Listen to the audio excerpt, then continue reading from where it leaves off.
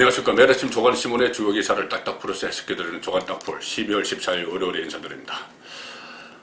문재인 정권이 그토록 자랑하던 K방역, 코로나 K방역이 사실상 무너졌습니다. 그 실체가 드러나고 있습니다. 홍보비로만 어마어마한 돈을 갖다 쏟아부었지 실제로 K방역을 튼튼하게 국민들의 생명을 지키기 위해서 진심으로 방역을 했다. 그런 흔적은 지금 찾아보기 어렵게 됐습니다. 문재인 정권의 말 자체에서도, 문재인 대통령의 말 자체에서도 여러 가지 그때그때 땜질식으로 처방을 해온 그런 결과들이 지금 드러나고 있습니다. 모든 조간신문의 일면 토본 그와 관련한 기사인데 일단 우선 좀 속보가 들어온 것부터, 속보가 확인된 것부터 아침 시간에 좀 전해드리겠습니다. 법무부의 윤석열 징계위원회 2차 회의 내일 속개가 되죠. 이 상황에서도 지금 윤석열 찍어내기, 문재인 정권은 이 코로나, 이 위중한 상황에서도 윤석열 찍어내기 여기에 초점을 맞추면서 전국을 운영을 하고 있습니다. 살아있는 권력을 수사를 하게 되니 그런 것 같습니다.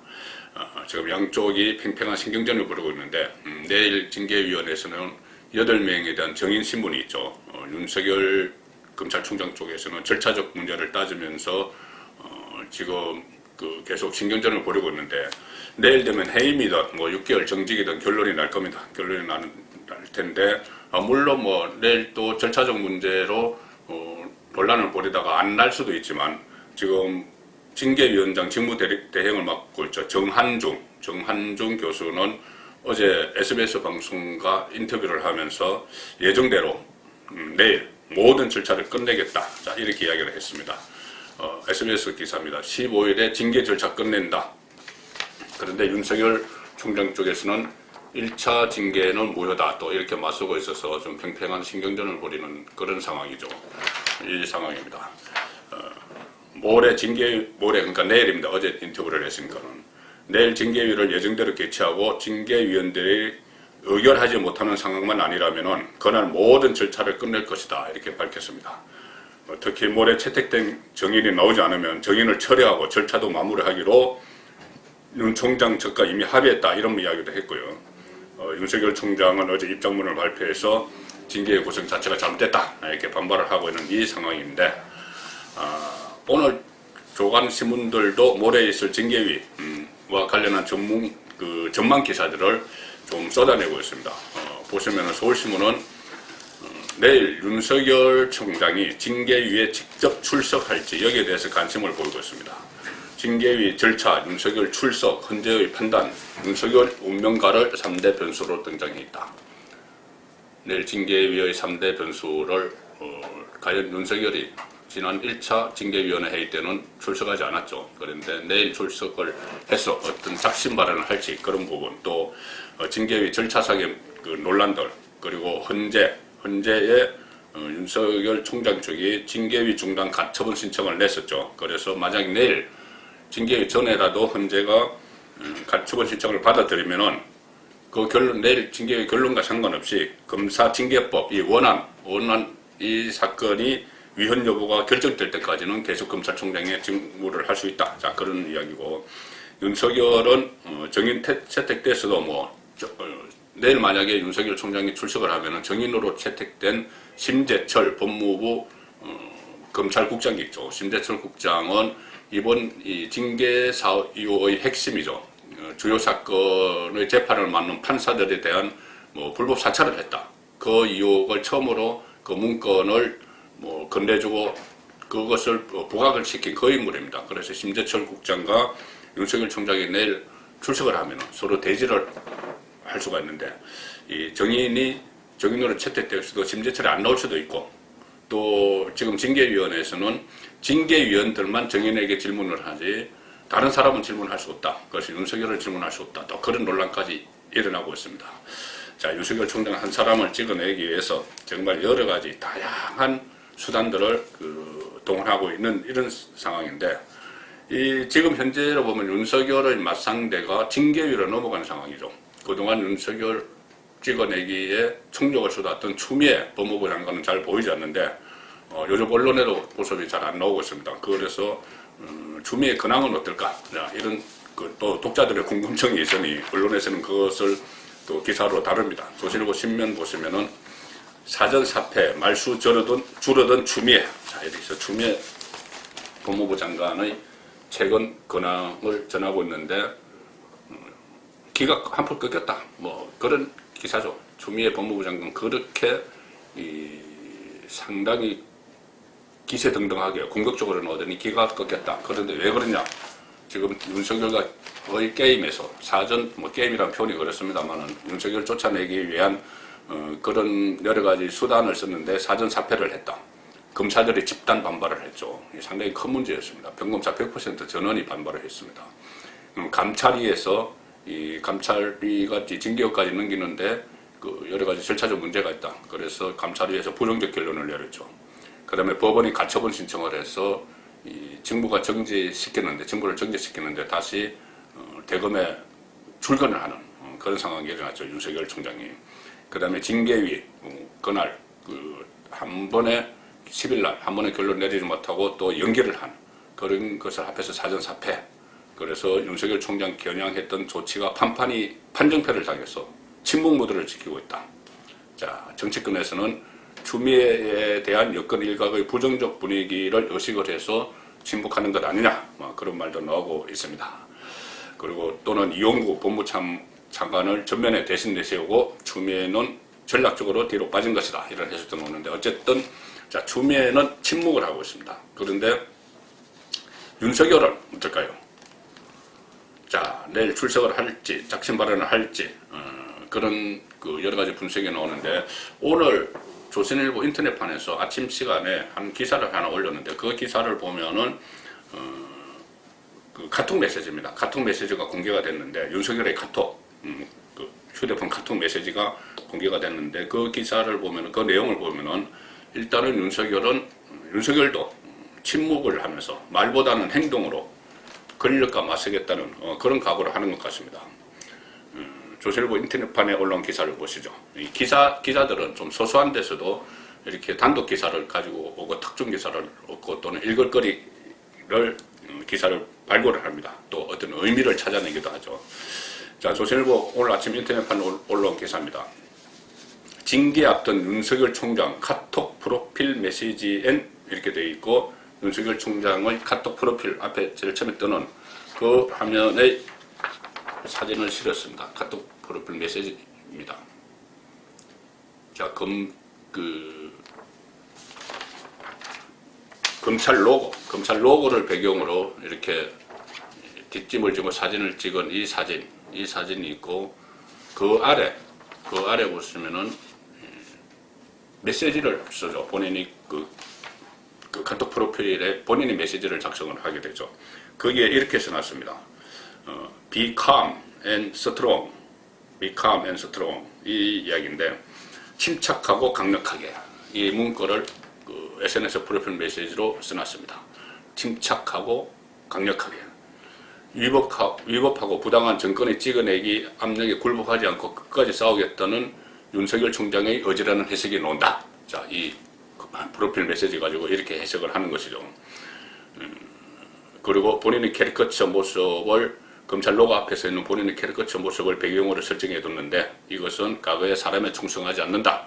그 윤석열의 발언대로 검찰 수장으로서 조직에 대한 애정을 드러낸 것으로 해석된다. 또 자, 이렇게 해석을 하고 있습니다. 또 Be calm and strong 이것을 적어놨는데 이 미국 작가 어니스트 해밍웨이 작품이죠. 노인과 바다에 나오는 문구입니다. 쿠바 앞바다에서 낚시에 나서서 몸짓이 엄청나게 큰 정세치에 며칠 동안 사투를 벌이죠. 그때마다 끊임없이 본인에게 했던 말입니다. 그 노인이 본인에게 했던 말이 Be calm and strong. 침착하고 강력하게. 자, 그 대사다. 그래서 상당히 의미를 부여하는 이런 상황인데 내일 윤석열 총장 징계 수위에 따라서는 전국이 요동을 칠 수가 있습니다. 자, 문재인 정권은 이 상황에서도 계속 윤석열 찍어내기, 그 다음에 공수처 출범, 여기에 살을 걸고 있죠. 근데 그러는 사이에 정신을 딴 데 파는 사이에 지금 코로나가 확산이 되면서 3차 대유행기에 접어들고 있습니다. 자, 오늘자 모든 조간신문의 일면토 코로나 대유행 기사입니다. 확진자가 1000명이 넘어섰다. 이 기사를 전부 일면톱으로 실었습니다.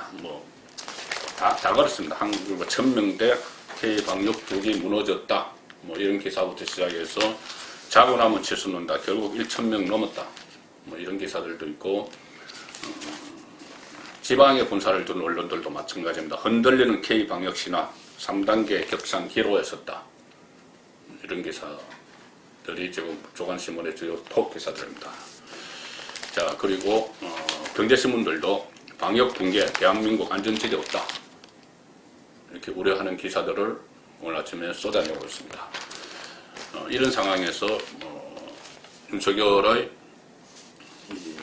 징계위원회 이런 것이 화제가 돼서는 안 돼요. 그런 것이 지금 등장할 그런 시점이 아니지만은 계속 문재인 정권 쪽에서 그 일에 또 전념을 하고 있기 때문에 그 기사들도 지금 따라서 나오는 겁니다. 자, 이 상황에서 조선일보 일면을 보시면은 K방역 무너졌다. 정부도 믿을 수 없게 됐다. 그것을 일면 톱 기사로 다루고 있습니다. 무너진 K방역, 이젠 국민 각자가 방역사를 답이다. 정부 믿을 수 없게 됐다. 그동안 전 세계가 우리를 어떻게 하고 코로나 방역에 대해서 자아자찬을 하면서 홍보비를 엄청나게 갖다 쓰고 했는데 결과는 지금 느끼시는 그대로입니다. 하루 확진 1030명, 안전지대 없어. 그러니까 전문가들은 이렇게 제안을 합니다. 연말연시 모임 피해야 되고, 그런데 못 믿어온 정부 탓에 개인 방역 부담이 더 커졌다. 자, 이런 우려를 합니다. 얼마 전에 9일이죠. 12월 9일 닷새 전에 문재인 대통령은 긴 터널의 끝이 보인다 이렇게 이야기했습니다. 코로나 가지고 물론 닷새 전에 그 말을 3번이나 했습니다. 그리고 12일 날 이틀 전이네요. 이틀 전 12일 날에 갑자기 바꿉니다. 실로 방역의 비상 상황이다. 그 다음에 어제 지금 확산세 꺾지 않으면 사회적 거리두기 3단계 검토해야 하는 중대한 국면에 간다. 대통령이 어떤 선제적 조치를 취하거나 대책을 마련해서 국민들을 이끌 생각은 하지 않고 마치 코로나 사태에 대해서 중계방송을 하는 것처럼, 그리고 논평하듯이 그렇게 무책임하게 계속 이야기를 합니다. 지금까지 그래왔습니다. 조선일보 사면을 보시면은 문재인 터널의 끝 보인다 이야기하고 3일 후에는 송구한 마음이다 하고 다음 날에는 절체절명이다 이렇게 계속 이야기를 합니다. 마치 이 중계방송하듯이 합니다. 그리고 상황과 지금 진행되는 상황과 전혀 엉뚱한 이야기를 계속하고 있습니다. 그 옆에 보시면은 문재인 대통령 코로나 관련 발언들 계속 지금까지 했던 거 다 나옵니다. 제일 처음부터 그랬습니다. 코로나19는 머지않아 종식될 것이다. 올해 2월 13일 그렇게 경제계 간담회에서 이야기했는데 바로 5일 뒤에 31번 신천지 학자 그러면서 확진자가 급증했습니다. 그때 짜파구리 사건도 있었죠. 봉준호 감독과 기생충 수상 축하한다고 짜파구리 먹으면서 대통령 부부 두 사람이 파간 대소를 하고 그날을 전해서 첫 사망자가 나왔을 겁니다. 파간 대소를 하는 목을 뒤로 젖히면서까지 하는 그런 모습을 보여줬습니다. 머지않아 종식, 방역 안정화, 문재인 낙관적인 발언할 때마다 코로나 상황은 번번이 더 악화됐다. 이 야당 이것은 인식의 문제가 있는 겁니다. 그러니까 기본적인 진단을 제대로 못하니 처방도 안 되고 치료도 안 되는 그런 악순환이 되고 있는 것이죠. 한마디로 말해서 무능한 겁니다. 정권이 상당히 이 위기 상황에서 그냥 무능한 거죠. 지금 사실 문재인 정권은 코로나에 의존한 정권입니다. 왜 그러냐 하면 이 임기 중반기 이후에 상당히 여러 가지 실책들이 막 쏟아졌죠. 조국 사태, 윤미향 사태, 집값 파도 막 쏟아졌는데 지지율이 40%, 최근에 30%대로 내려앉았지만 40%대로 유지를 해서 그것을 믿고 막 국정 운영을 마음대로 해왔는데 그 40%대 유지하는 것을 여론조사를 자세히 분석을 해보시면은 갤럽 조사 같은 경우에 지지하는 이유, 긍정적으로 평가하는 이유가 나옵니다.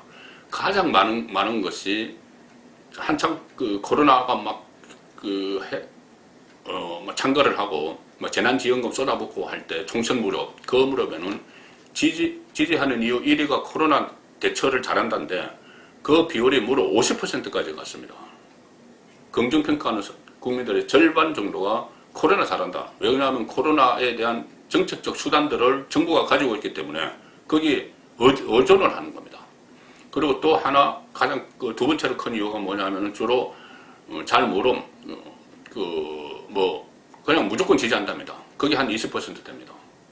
코로나 50 무조건 열성적 지지층, 맹목적 지지층 20 이것으로 계속 유지를 해왔죠. 그리고 지금 코로나가 재확산되고 나서 지난 금요일에 발표된 갤럽 조사에서도 여전히 25%가 문재인을 지지하는 이유 1위로 코로나 대처를 들고 있습니다. 불안하기 때문에 정부 정책 수단을 가지고 있는 정부에 의존하는 이 상황이죠. 이 상황인데 지금은 이 25%까지 또 50% 선에서 25%까지 떨어졌기 때문에 코로나에 대한 K방역에 대한 실망감이 또 확산이 되면서 지지율은 더 떨어질 것이고 그러면은 레임드까지도 불가피하게 가는 그런 상황 같습니다. 그전에는 코로나 확진자가 막 늘어나면은 정부에서 그렇게 이야기했죠. 8.15 강화문 집회 때문이다. 신천지 때문이다. 이태원 때문이다. 그런 이야기 했는데 이번에는 그런 핑계거리도 지금 찾지 못하고 있는 그런 상황으로 가고 있습니다. 코로나 사태에 또 국민 어렵게 하는 것이 하나 더 있죠. 집값 문제.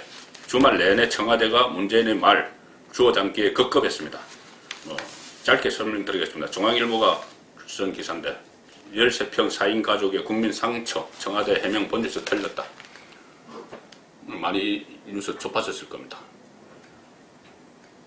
문재인 대통령이 11일 날 경기도 하성의 13평짜리 공공임대주택을 찾아서 신혼부부의 아이 한 명이 표준이고 어린 아이 같은 경우에는 2명도 가능하겠다.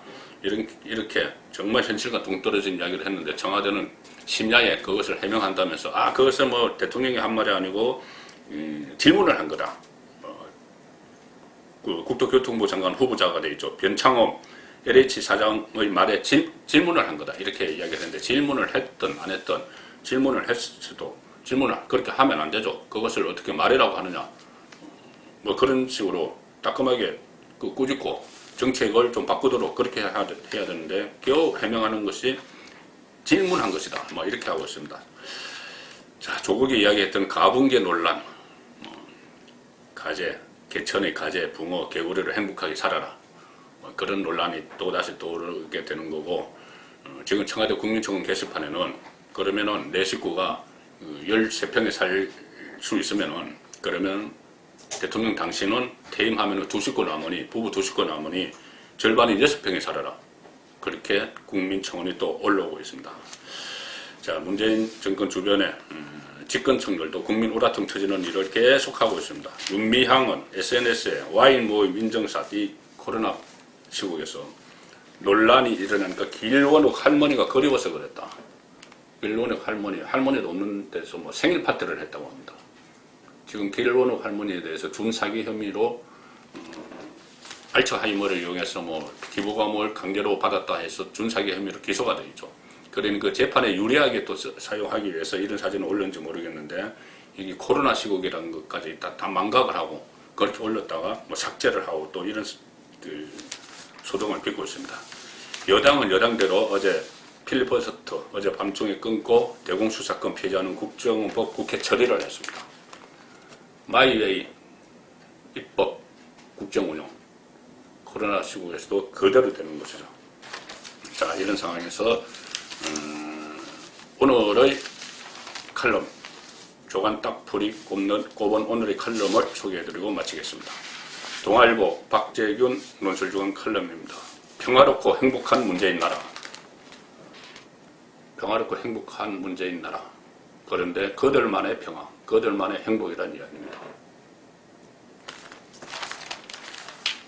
문재인 임기 중 전직 2명 감옥에 있어도 전직 대통령 2명 감옥에 있어도 퇴임 후 안전 걱정할 필요 없게 됐다. 문재인은 친문 공수처가 권력 비호의 창가 방패가 돼줄 거다. 그래서 그들에게만 안전하고 따스한 나라다. 그런데 실상은 신성기족, 운동권 독재의 나라가 됐다. 전체주의, 북한 굴종, 언어 파괴의 나라. 취임 3년 반 남진만의 나라를 잃게 만든 문재인 대통령은 민주주의의 새 장을 연 것이 아니라 민주주의를 닫아버린 대통령으로 기억될 것이다. 왠지 북한 전역에 걸려있다는 구호가 생각나는 요즘이다. 우리는 행복해요. 평화롭고 행복한 문재인 나라. 조간탁풀이었습니다.